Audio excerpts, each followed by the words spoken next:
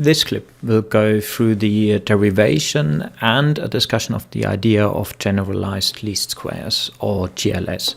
We'll start out with a model, just a very standard regression model written in matrix form, and I'll assume you have a brown belt in terms of matrix algebra.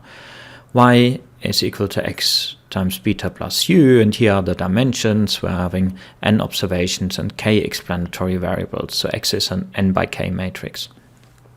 We assume that the error term u is zero mean and has a variance omega, but now importantly that omega is unequal to sigma squared times the identity matrix. So we're dealing with the situation where we have heteroskedasticity. That's very important. Of course, we know that for this situation the OLS estimator can be written like this: beta hat equals x prime x inverse x prime y. Right, so this is the formula you should know in your sleep. And you will also know that the variance, if we have heteroskedasticity for this beta hat, is this: x prime x inverse x prime omega x x prime x inverse. And we know that the beta hat is unbiased, but it is not efficient. So it's not a blue estimator. Doesn't have the smallest possible variance. The question we are dealing with here now is the question of whether there is an efficient estimator for beta. We know the OLS estimator, it is not. In general, the answer is yes, and in fact an emphatic yes in principle. So, but let's think of what we need to get there. What we want is some sort of transformed version of model 1. And this transformation has to achieve two things. A, as we still want to estimate beta, it should retain beta as a linear parameter vector. So it shouldn't change anything about beta because we are interested in beta. And B, it should deliver some sort of new error term for the regression model, where the error term actually does meet the Gauss-Markov assumptions. And that, of course, includes the homoscedasticity assumption. And if we have achieved this, then we would have a model where basically we can apply OLS to and still get an estimator for beta. We'll see how that works later and how we get there. So before we continue with this train of thought, we need to extend our mathematical toolbox a little bit, and we'll have to think a little bit about this error term, in particular about the variance covariance matrix for this error term, which we called omega. So let's see omega. It will be an n by n matrix, and on the diagonal it will have the variances sigma 1 squared, sigma 2 squared, and so forth for all the error terms, and we will assume that the error terms are non-autocorrelated with each other, so we have zeros everywhere else. Now this is a symmetric and positive definite matrix. So let me just abbreviate that with SPD. So it's important that you understand the structure of this omega in the case of heteroskedasticity. So we have different variances on the diagonal. Now, for every symmetric and positive definite matrix omega, there is another matrix equally n by n, same dimension as omega, and we shall call that other matrix P, for which the following is valid. Omega equals P times P prime. In some sense, this is like taking a square root, or P is some sort of square root matrix. Now, we can just pre and post multiply with P inverse, and then we get this result. P inverse omega P prime inverse should be equal to the identity matrix. Now, here it's pretty obvious what P should be. It should just be the individual standard deviations, sigma 1. Because then you can think about, if we multiply P with P prime, of course, for this case, P prime is going to be the same as P. If we multiply it p with p prime, we get sigma 1 squared and then sigma 2 squared on the second diagonal element. So that's trivially true if you understand the structure of omega here. So how does that help? Well, let's think about this. We really want some sort of new error term which meets the Gauss-Markov assumption. So let's start another node. Let's call it node B. And I propose something. Let's consider we calculate a new term V, which is equal to P inverse times U. So that matrix P inverse times our original error term. So let's think about the properties of this. The expected value of P inverse U is still going to be 0 because the expected value of U is 0.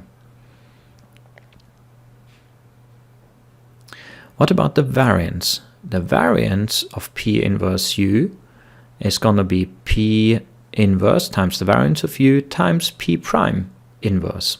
That's just a general rule for variance calculations with matrices, and the variance of U is just omega. Now, of course, from node A, we know that P inverse times omega times P prime inverse is just the identity matrix. Now, why is that important? Well, the identity matrix has a value of 1 on the diagonal, and that's trivially represents a homoskedastic variance-covariance matrix. So that error term V would be a fantastic error term to have in a regression because it would meet the Gauss-Markov assumption. It has constant variances, in fact variances of 1. The 1 isn't necessarily, but it's constant. That's important. So if that trick of pre-multiplying U with P inverse to get V worked so well, let's transform our regression model in equation 1 in the same manner. So let's pre-multiply model 1 with P inverse. So we are not changing the equation, we're just pre-multiplying both sides, and this is what we get. Of course, on the right hand side we have P inverse x times beta plus this term P inverse U. That's of course we just called V. And let's call that model 2. Still the same model, really. Let's call these two terms, give them new names, x tilde and y tilde. And then we can rewrite our model like this. X tilde equals beta tilde times beta plus V. Now this is great because now you can see beta is still our linear parameter vector. So that model 2 certainly meets part A of what we need to achieve, and it has error term V, which we already demonstrated meets the second part of our requirements, part B. So in some sense this seems to be a stroke of genius, this pre-multiply with P inverse. So let's try and understand what that y tilde and the x tilde are. So P inverse is 1 over sigma 1, 1 over sigma 2 and so forth on the diagonal, and zeros everywhere else, times our y vector, y1 to yn. And if you do that matrix multiplication, what you get is y1 over sigma 1, y2 over sigma 2, all the way to yn over sigma n. What about x tilde? So x tilde is P inverse times x. Now what's x? Let's assume we just have a constant and one explanatory variable, x1 to xn. And then we will get 1 over sigma 1, 1 over sigma 2, all the way to 1 over sigma n, and the second column x1 over sigma 1, x2 over sigma 2, all the way to xn over sigma n. So if you look at this y tilde and x tilde, really what these are just weighted versions of y and x themselves. So why has this been useful? Really, it's been useful because model 2 is really quite a nice model. It meets the Gauss-Markov assumption and it has our parameter beta we are interested in. So let's just apply OLS to model 2. And what we get will be a Plu estimator for beta. But really we are thinking of the beta in model 1. We're really still interested in model 1 and the beta with its interpretation in model 1. So we call this beta hat GLS, or the GLS estimator for beta. What does it mean when I say apply OLS to 2? Well, we'll just calculate x tilde prime, x tilde inverse, x tilde prime, y tilde. So this is just our OLS formula, just with x tilde and y tilde instead of x and y. Now, of course, we know the definitions for x tilde and y tilde, and if you plug these definitions in and you remember how to use primes in terms of matrix multiplications, you get this rather complicated looking term. It becomes a little bit easier if you realize that you can replace the middle terms of p prime inverse times p inverse. That is just exactly the same as omega inverse. We have that twice here, and that follows from node A. Okay. So we have the GLS estimator for beta. Beta GLS is x prime omega inverse x prime omega y. So let's think about the properties of this. The expected value for beta hat GLS. What is that? You will perhaps remember that what we need to do to figure that out is replace in equation 3 the y with the model. And we'll find out that the expectation is going to be beta. So what we need to do is we need to substitute our model 1 into that equation 3. So we replace y with x beta plus u. And then you can use your assumptions and get that result. What about the variance of GLS, of the GLS estimator? It uses the same starting point.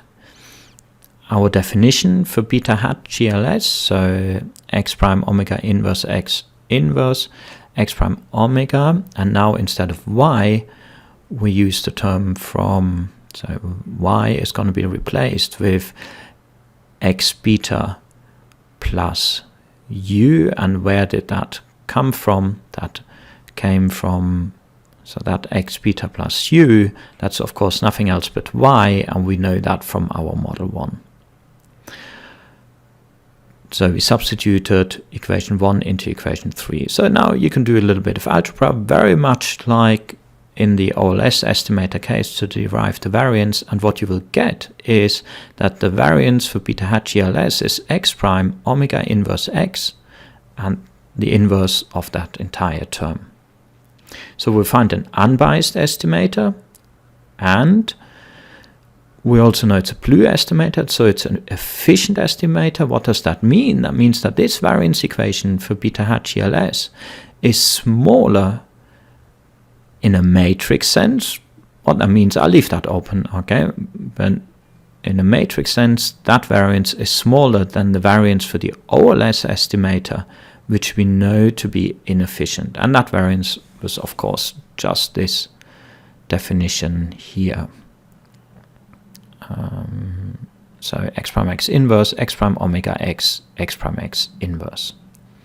So GLS delivers an efficient estimator, meaning that the variance for beta hat GLS is smaller than the OLS variance.